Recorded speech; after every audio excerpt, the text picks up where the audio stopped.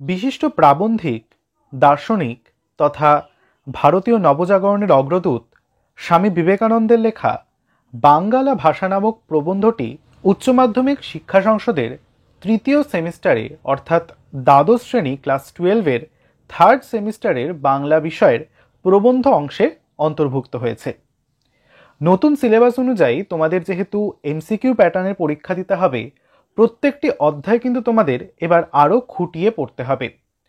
যেহেতু পূর্ববর্তী আলোচনার মতোই বা আমরা যেভাবে ফার্স্ট সেমিস্টার পরীক্ষা দিয়েছিলাম সেখানে এমসিকিউ প্যাটার্নে পরীক্ষা হয়েছিল, সেখানে আমরা দেখেছিলাম আমাদের স্কুলের টিচাররাই কিন্তু প্রশ্ন করেছেন। কিন্তু ক্লাস 12-এর নির্দেশিকা অনুসারে কিন্তু থার্ড সেমিস্টার এবং ফোর্থ সেমিস্টার দুটো সেমিস্টারে কিন্তু বোর্ড তোমাদের জন্য প্রশ্ন করবে। সেক্ষেত্রে তোমাদের কিন্তু আরও সতর্কভাবে পড়াশোনা করতে হবে। ইতিমধ্যেই পরীক্ষা কিন্তু তোমাদের ক্লাস 11-এ শেষ হয়েছে। সময় নষ্ট না করে ক্লাস 12-এর জন্যও কিন্তু পড়াশোনা আমাদের শুরু করে দিতে হবে। আজ তাই তোমাদের বাংলা বিষয়ে প্রবন্ধ অংশের বাঙ্গালা ভাষা নামক প্রবন্ধটি আলোচনা করব। নমস্কার বন্ধুরা, বাংলা ক্লাসেস বাই জিৎ চ্যানেলে তোমাদের সকলকে স্বাগত জানাই। ভিডিওটা শুরু করার আগে একটা অনুরোধ, ভিডিওটা ভালো লেগে থাকলে অবশ্যই ভিডিওটিকে একটি লাইক করে বন্ধুদের সঙ্গে শেয়ার করতে ভুলবে না। চ্যানেলে যদি নতুন হয়ে থাকো তাহলে অবশ্যই চ্যানেলটিকে সাবস্ক্রাইব করে পাশে থাকা বেল আইকনটি প্রেস করে চ্যানেলের সঙ্গে থাকবে। তাহলে চলো দেখে নেওয়া যাক মূল প্রবন্ধ গ্রন্থে কি বলা হয়েছে এবং প্রবন্ধ গ্রন্থটি যে বলা হয়েছে যে কথাটি বা প্রবন্ধটির মূল ভাব কি সেটা জেনে নেওয়া যাক। তার আগে বলবো, যেহেতু তোমাদের স্কুল থেকে এখনো পর্যন্ত বই দেওয়া হয়নি, তাই আমি তোমাদের সামনে একটি প্রবন্ধ গ্রন্থের পিডিএফ আকারে নোট বা পিডিএফ এর যে বইটি রয়েছে তা নিয়ে পাঠ করব।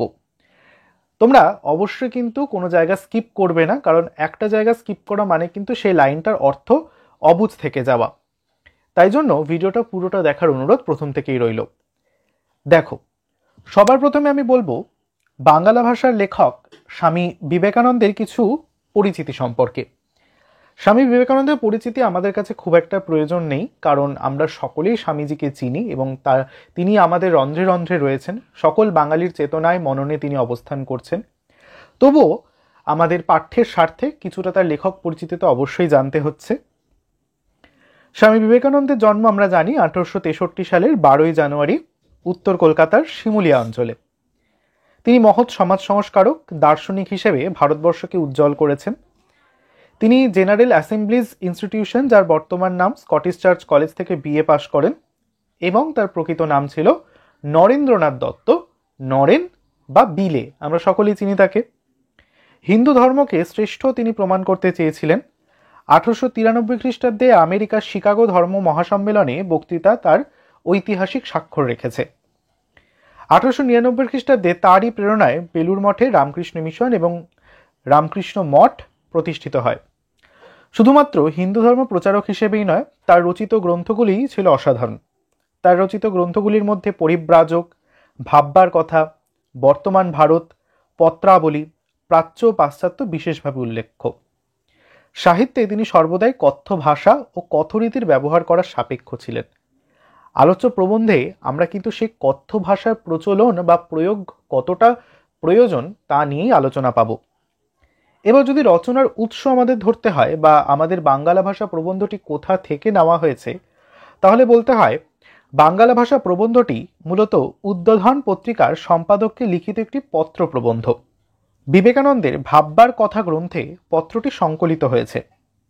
1306 বঙ্গাব্দের ষষ্ঠ সংখ্যার উদ্বোধন পত্রিকায় বাঙ্গালা ভাষার রচনাটি প্রকাশিত হয়েছিল। এবার আমরা মূল বাংলা ভাষা প্রবন্ধের আলোচনায় প্রবেশ করব এবং প্রত্যেকটি লাইনের যে নিহিতার্থ রয়েছে বা গূঢ়ার্থ রয়েছে তোমাদের সেটা ধীরে ধীরে বুঝিয়ে দেওয়ার চেষ্টা করব। দেখো, প্রথমে বলছে 1900 খ্রিস্টাব্দের 20শে ফেব্রুয়ারি আমেরিকা হইতে উদ্বোধন পত্রিকার সম্পাদককে স্বামীজি যে পত্র লিখেছেন তাহা হইতে উদ্ধৃত, অর্থাৎ তা থেকে নেওয়া হয়েছে। আমাদের দেশে প্রাচীনকাল থেকে সংস্কৃতই সমস্ত বিদ্যা থাকার দরুন বিদ্বান এবং সাধারণের মধ্যে একটা অপার সমুদ্র দাঁড়িয়েছে।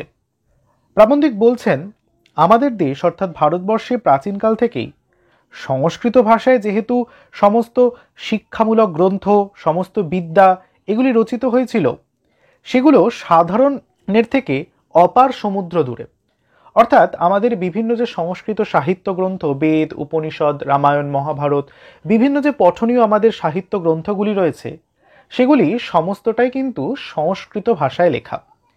এবং সংস্কৃত সাধারণ জনমানুষের কাছে কিন্তু অনেকটাই দুর্বোধ্য। তার কঠিন সমাস বিন্যাসের কারণে, সন্ধিবদ্ধ পদ গঠনের জন্যে বা একটু বিশেষ ভাষারীতির কারণে সংস্কৃত কিন্তু জনসাধারণের কাছ থেকে অনেকটাই দূরে দাঁড়িয়ে আছে।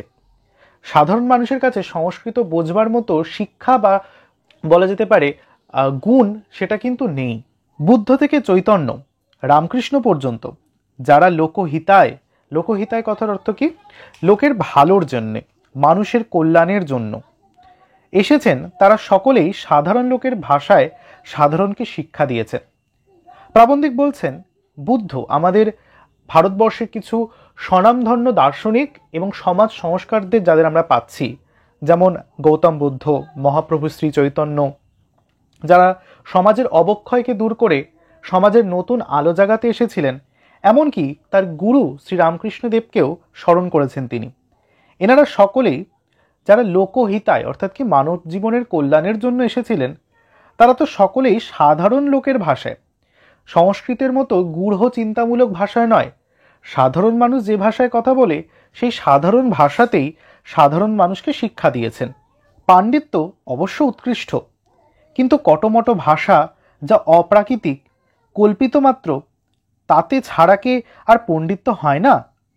প্রশ্ন করছেন কবি এখানে, একটা খুব গভীর তাৎপর্যপূর্ণ প্রশ্ন। প্রাবন্ধিক বলছেন, পাণ্ডিত্য, যিনি পণ্ডিত ব্যক্তি, যিনি পাণ্ডিত্য ফলান, তা অবশ্যই উৎকৃষ্ট, কারণ তার মধ্যে জ্ঞান রয়েছে। কিন্তু কটমট ভাষা, কটমট কথার অর্থ কি? অপ্রাকৃতিক, অস্বাভাবিক, যা উচ্চারণবদ্ধ নয়, সেরকম কটকট বা কটমট ভাষা যা অপ্রাকৃতিক, যা অস্বাভাবিক, যা কল্পিত মাত্র, যা শুধুমাত্র কল্পনা, তাতে ছাড়া কি পাণ্ডিত্য হয় না? অর্থাৎ তিনি সংস্কৃতর কথাই এখানে বলছেন। আমরা জানি সংস্কৃত কথার অর্থ হচ্ছে সংস্কারজাত যা ভাষা, তাই সংস্কৃত ভাষা।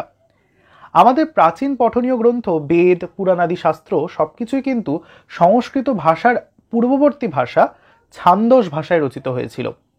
পরবর্তীকালে ছান্দস ভাষা যেহেতু অত্যন্ত কঠিন ভাষা, আমাদের মহর্ষি পাণিনি ছান্দস ভাষাকে সংস্কার করে সংস্কৃত তৈরি করেছিলেন। তাই ছান্দসের তুলনায় সংস্কৃত কিন্তু কৃত্রিম ভাষা, যা তৈরি করা হয়েছে, পাণিনি তৈরি করেছিলেন। প্রাবন্ধিক তাই বলছেন, যারা পণ্ডিত ব্যক্তি, যারা পাণ্ডিত্য জানেন, তারা উৎকৃষ্ট, সে বিষয়ে তার কোনো সন্দেহ নেই। কিন্তু যে ভাষা অপ্রাকৃতিক, যা কল্পিত মাত্র, সেই সংস্কৃত ভাষা ছাড়া কি পাণ্ডিত্য হয় না? চলিত ভাষায় কি শিল্প নৈপুণ্য হয় না? প্রাবন্ধিক আরও প্রশ্ন করছেন, আমাদের পাণ্ডিত্য ফলানোর জন্য কি শুধুমাত্র সেই গূঢ় কঠিন সংস্কৃত ভাষাকেই আশ্রয় করতে হবে? আমাদের কি শিল্প নৈপুণ্য দেখানোর জন্য চলিত ভাষা আমরা ব্যবহার করতে পারি না? চলিত ভাষার মধ্যে কি শিল্পের নিপুণতা নেই, শিল্প দক্ষতা নেই? প্রশ্ন করছেন। স্বাভাবিক ভাষা ছেড়ে একটা অস্বাভাবিক ভাষা তৈরি করে কি হবে? প্রাবন্ধিক আরও প্রশ্ন করে বলছেন, স্বাভাবিক যে ভাষা, যেটা সাধারণ মানুষের লোকমুখের ভাষা, সেই ভাষাকে ছেড়ে যেটা উদ্ভট ভাষা, যেটা অস্বাভাবিক, অপ্রাকৃতিক, সেই অস্বাভাবিক ভাষাকে তৈরি করে কিসের এমন পাণ্ডিত্য ফলাতে চাইছেন তারা, তা তিনি বুঝতে পারছেন না। যে ভাষায় ঘরে কথা কও, তাতেই তো সমস্ত পাণ্ডিত্য গবেষণা। মনে মনে করো, তবে লেখবার বেলা ও একটা কি কিম্ভূত কিমাকার উপস্থিত করো। প্রাবন্ধিক আবার বলছেন যে আমরা যে ভাষায় ঘরে কথা বলি, সেটা তো নিশ্চয় সাধু ভাষায় কথা বলি না, বা সংস্কৃত ভাষায় কথা বলি না। আমরা ঘরে সাধারণভাবে কোন কথাটা বলি? আমরা সাধারণভাবে কথা বলতে গেলে ঘরে চলিত ভাষায়, যেটা সহজবোধ্য, সকলে বুঝতে পারে, মনের ভাব সঠিকভাবে আমরা প্রকাশ করতে পারি, সেই সহজবোধ্য চলিত ভাষাতেই আমরা কথা বলি। তাই প্রশ্ন করছেন কবি, যে ঘরে যে ভাষায় আমরা কথা বলি, তাতে কি পাণ্ডিত্য গবেষণা করা যায় না? আমাদের ঠিক এই লাইনটা মনে করিয়ে দিচ্ছে, ক্লাস 10-এ আমরা পড়েছিলাম, মনে আছে? রাজশেখর বসুর লেখা বা পরশুরামের লেখা বাংলা ভাষায় বিজ্ঞান। এখানেও কিন্তু সেই একটা আভাস আমরা পাচ্ছি। প্রাবন্ধিক ওখানে বলেছিলেন, বৈজ্ঞানিক ভাষা বা বিজ্ঞান জানার জন্য কি কেবলই মাত্র শুধু ইংরেজি জানা প্রয়োজন? বাংলা ভাষায় কি আমরা বিজ্ঞান গবেষণা করতে পারবো না? এখানেও কিন্তু প্রাবন্ধিক স্বামী বিবেকানন্দ আমাদের সেই কথাই স্মরণ করিয়ে দিচ্ছেন, যে আমাদের শিল্প নৈপুণ্য সাহিত্যের ক্ষেত্রে কি শুধুমাত্র সংস্কৃত প্রাধান্যই বেশি? বাংলা ভাষা, যেটা আমাদের চলিত বাংলা, যে বাংলায় আমরা ঘরে কথা বলি, মননে দর্পণে যে ভাষাকে আমরা চিন্তা করি, যে ভাষার মধ্যে দিয়ে আমরা বিজ্ঞান চিন্তা করি, দর্শনে বিচার করি, দর্শন ভাবনা চিন্তা করি, সেই ভাষা কি আমাদের ভারবহনক্ষম হতে পারবে না? সেই ভাষা কি দর্শন বিজ্ঞান লিখবার ভাষা নয়? সেই ভাষা দিয়ে কি আমরা দর্শন বিজ্ঞান লিখতে পারবো না? কবি প্রশ্ন করেছেন। যদি না হয় তো নিজের মনে এবং পাঁচজনে ও সকল তত্ত্ববিচার কেমন করে করো?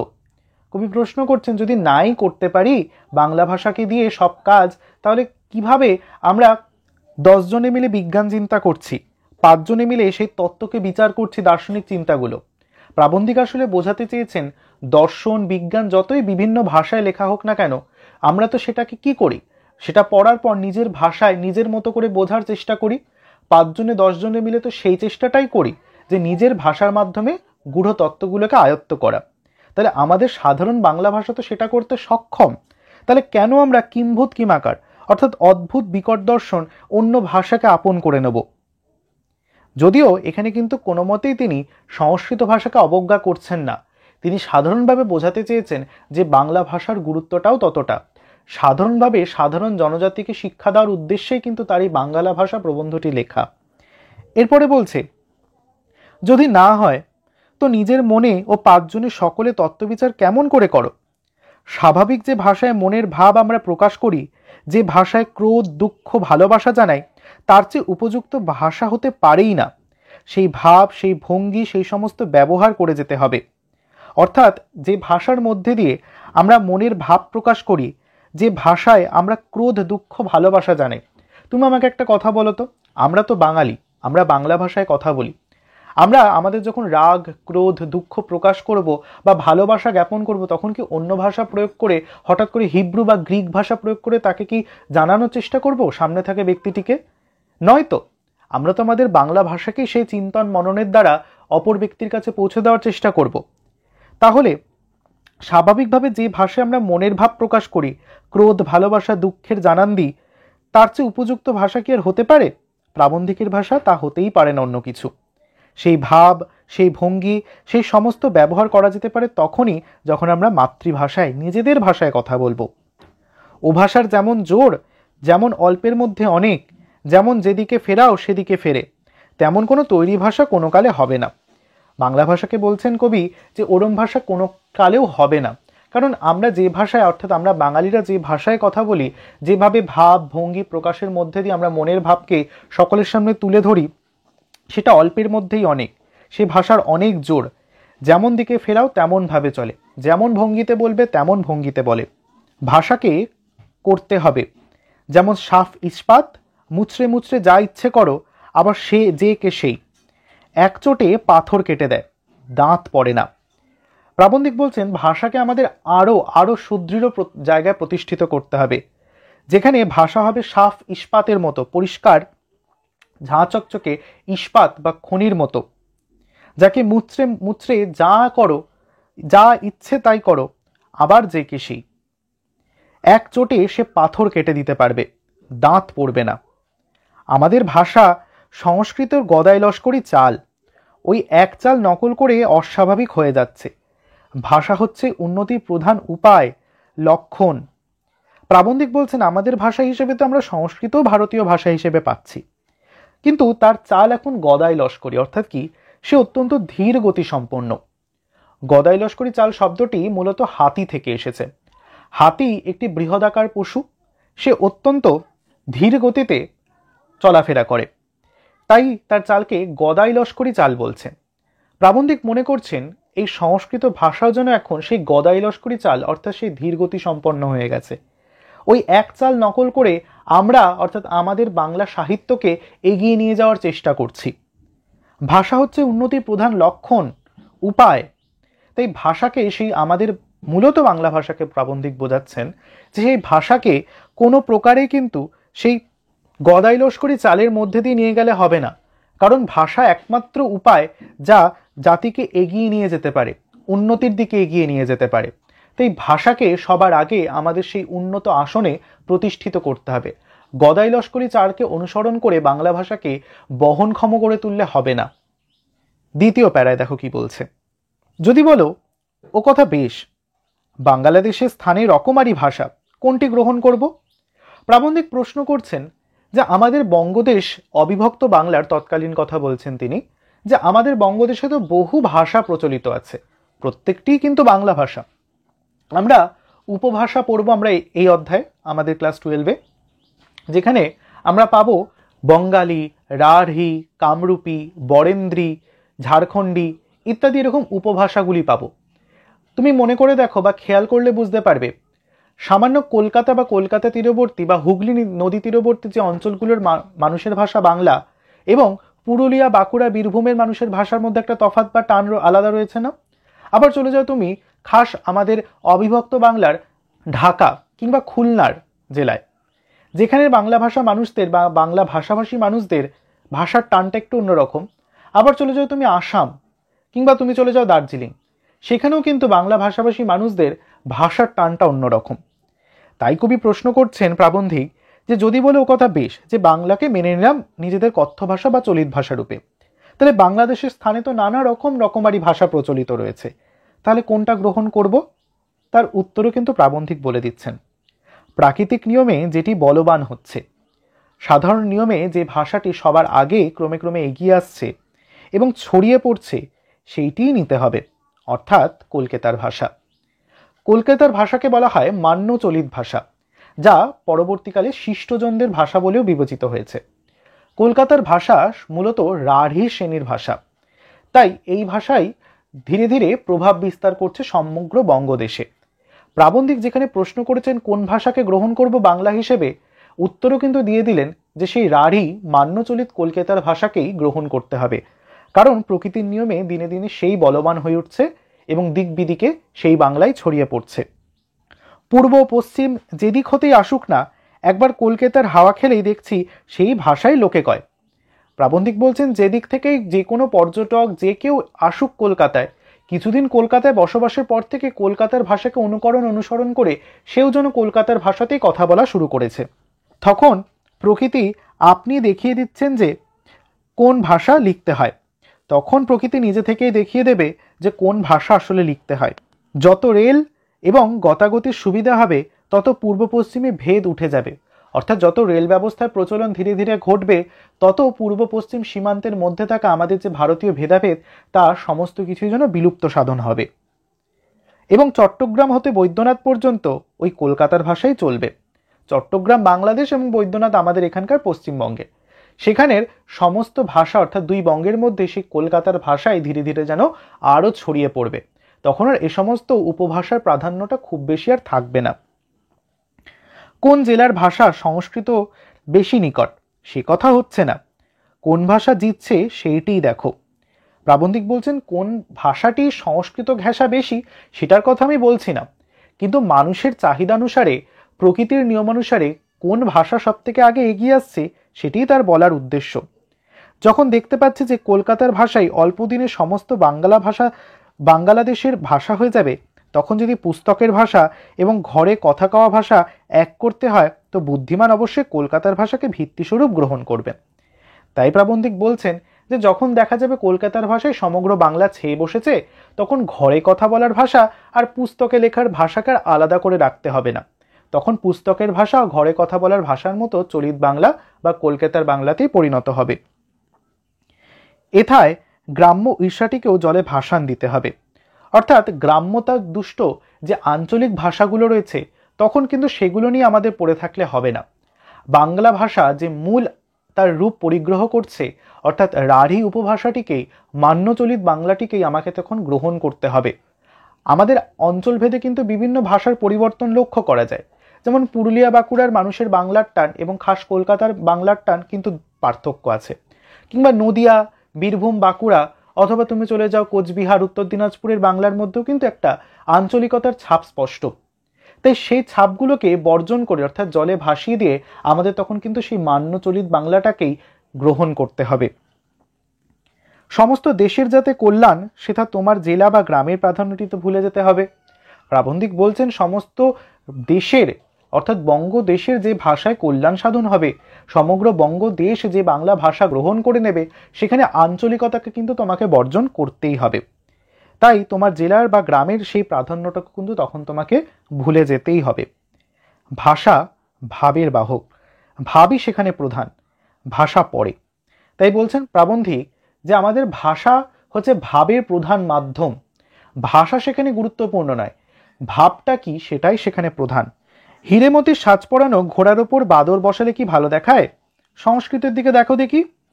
অর্থাৎ সংস্কৃত একটি প্রাচীন ভাষা। প্রাচীনকালে সংস্কৃত যে সমস্ত সাহিত্য গ্রন্থ, যেমন কালিদাসের অভিজ্ঞান শকুন্তলম, বেদ পুরাণাদি গ্রন্থ, বিক্রমবর্ষীয়ম, অভিজ্ঞান শকুন্তলম বা মৃচ্ছকটিকম, আমাদের যা সমস্ত কাহিনী গ্রন্থগুলি রয়েছে পুরাণাদি শাস্ত্রে, সেগুলো সবকিছুই সংস্কৃত ভাষায় লেখা। সেগুলো অত্যন্ত অলঙ্কার প্রসূত, ছন্দ প্রসূত, সেগুলোর মধ্যে রয়েছে বিপুল অলঙ্কারের সমাবেশ, তার মধ্যে রয়েছে ভাব, সন্ধি, সমাসের প্রাধান্য। সেগুলো তৎকালীন সময়ে যথেষ্ট ভালো বলেই বিবেচিত হয়েছিল। কিন্তু বর্তমানকালে দেখো, সংস্কৃতর কি সেরকমভাবে কোনো প্রচলন আছে? কোনো পরিবার বা কোনো এলাকা দেখাও তো যেখানে পশ্চিমবঙ্গের মধ্যে সংস্কৃত ভাষায় কথা বলা হয়, নেই তো। তাই তো সেই জন্যই প্রাবন্ধিক বলছেন যে হীরেমতির সাজ পরানো ঘোড়ার ওপর বাদর বসিয়ে দাও। প্রাবন্ধিক এখানে একটা প্রসঙ্গ বা একটি হাস্যরসের উদ্রেক করছেন। তিনি বোঝানোর চেষ্টা করছেন যে ধরো তো, একটি ঘোড়াকে তুমি সুন্দর সাজসজ্জা অলঙ্কার পরিয়ে তৈরি করলে রথ নিয়ে বেরোবে বলে, কিন্তু তুমি রথের সারথি হিসেবে তার ঘোড়াটির ওপর একটি বাঁদরকে চাপিয়ে দিলে, তাহলে কি সেটা মানানসই দেখায়? মানায় না তো। তাই প্রাবন্ধিক বলছেন সংস্কৃতের দিকে দেখো দেখি। সংস্কৃত অবশ্যই তার গুণ মান অত্যন্ত উৎকৃষ্ট, কিন্তু বর্তমানকালে তার প্রচলন না থাকায় আমরা তাকে এতটা অলঙ্কারপূর্ণ করে তুলেছি, তাকে এত সাজসজ্জায় পরিণত করে ফেলেছি যে সেই তার ভাবের আগের যে প্রাধান্য ছিল সংস্কৃতি, সেটা কিন্তু ক্রমে ক্রমে হারিয়ে যাচ্ছে। ব্রাহ্মণের সংস্কৃত দেখো, সবরস্বামীর মীমাংসা ভাষ্য, পতঞ্জলির মহাভাষ্য দেখো, শেষ আচার্য শঙ্করের ভাষ্য দেখো, আর অর্বাচীনকালের সংস্কৃত দেখো। প্রাবন্ধিক বলছেন আমাদের সংস্কৃত ভাষায় তো বহু গ্রন্থ এবং উৎকৃষ্ট মানের অনবদ্য সাহিত্য গ্রন্থ রচিত হয়েছে, যেখানে তিনি বলছেন যে ব্রাহ্মণের সংস্কৃত দেখো, সবরস্বামী রচিত মীমাংসা ভাষ্যের কথা বলছেন, পতঞ্জলি মহাভাষ্যের কথা বলছেন, আমাদের শঙ্করাচার্যের কথা বলছেন। তারা যে সমস্ত ভাষায় সংস্কৃত লিখে গিয়েছেন বা সংস্কৃত সাহিত্য লিখে গিয়েছেন, তাদের মান তো আজকালকার যারা অর্বাচীন বা এই সময়কার যারা সংস্কৃত ভাষা চর্চা করছে তাদের থেকে তো অনেক উৎকৃষ্ট। এই সময়কার সংস্কৃতকে কি সংস্কৃত বলা চলে প্রকৃত অর্থে? এখনই বুঝতে পারবে যে যখন মানুষ বেঁচে থাকে তখন জ্যান্ত কথা কয়, মরে গেলে মরা ভাষা কয়।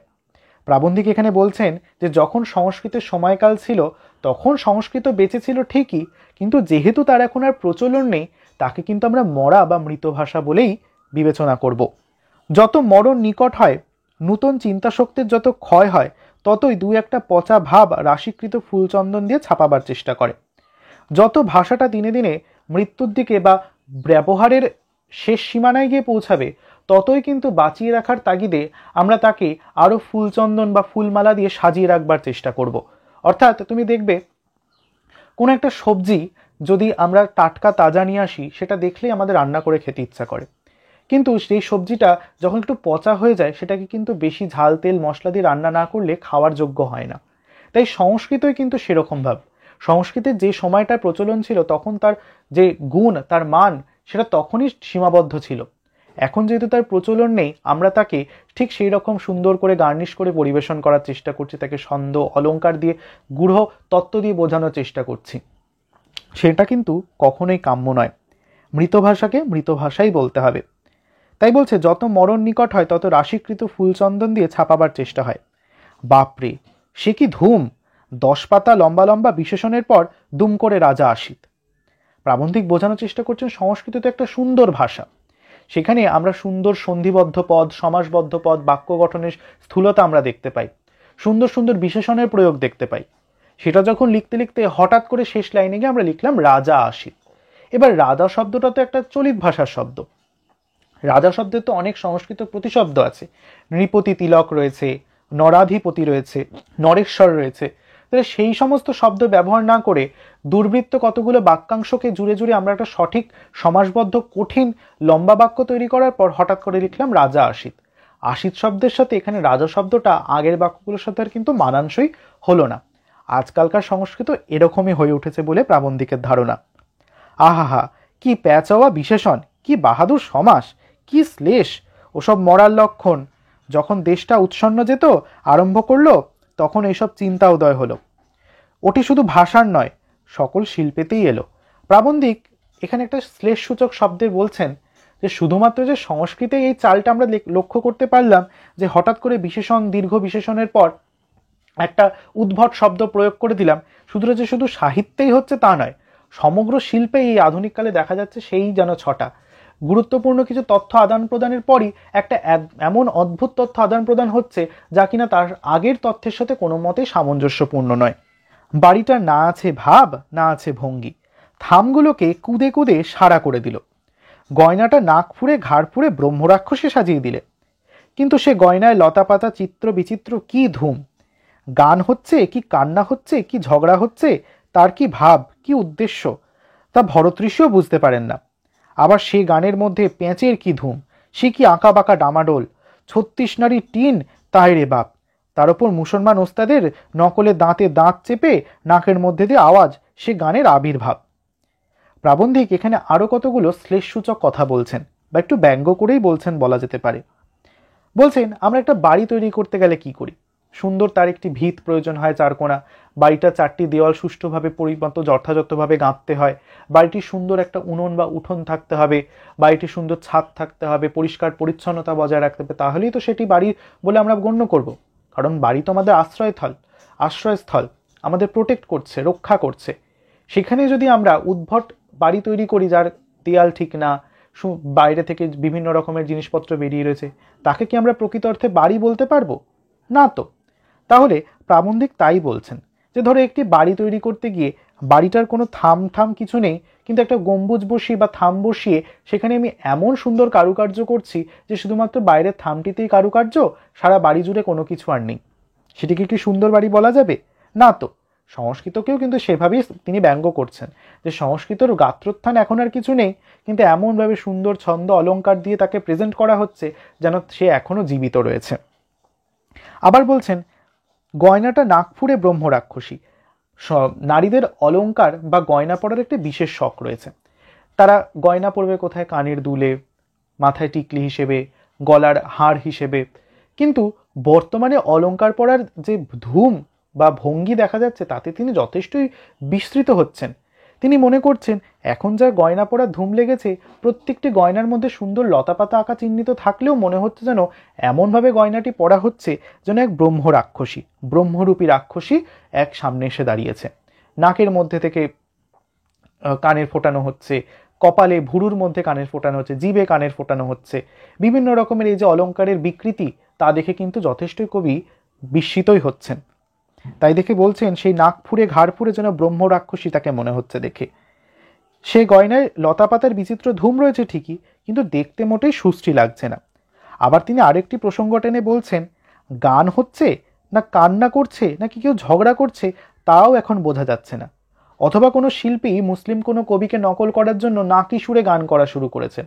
তাতে তিনি যে ভাব বা ভাষার ভঙ্গিটা বোঝানোর চেষ্টা করছেন, বাংলা ভাষার যে মাধুর্য, তা কিন্তু পুরো তলানিতে ঠেকতে ঠেকতে গিয়ে লুপ্ত হয়ে যাচ্ছে। সেই জিনিস আমাদের আর কাম্য নয়। এগুলো শোধরাবার এখন লক্ষণে হচ্ছে, এখন ক্রমে ক্রমে বুঝতে হবে যেটা ভাবহীন, প্রাণহীন, সে ভাষা, সে শিল্পে, সে সঙ্গীত কোনো কাজের নয়। প্রাবন্ধিক বোঝানোর চেষ্টা করছেন যা আর এখন ব্যবহারযোগ্য নয় সেটা বর্জন করাই উচিত। তাই এগুলোকে এখন শোধরাবার সময় এসেছে। যে ভাষার মধ্যে ভাবহীন, প্রাণহীনতা রয়েছে, সে ভাষাই হোক, শিল্পই হোক কিংবা সঙ্গীতই হোক, তাকে এখন আর কাজের বলে বিবেচ্য করা যাবে না, তাকে বর্জন করতেই হবে। এখন বুঝবে যে জাতীয় জীবনে যেমন যেমন বল আসবে, তেমন তেমন ভাষা, শিল্প, সঙ্গীত প্রভৃতি আপনা আপনি ভাবময় প্রাণপূর্ণ হয়ে দাঁড়াবে।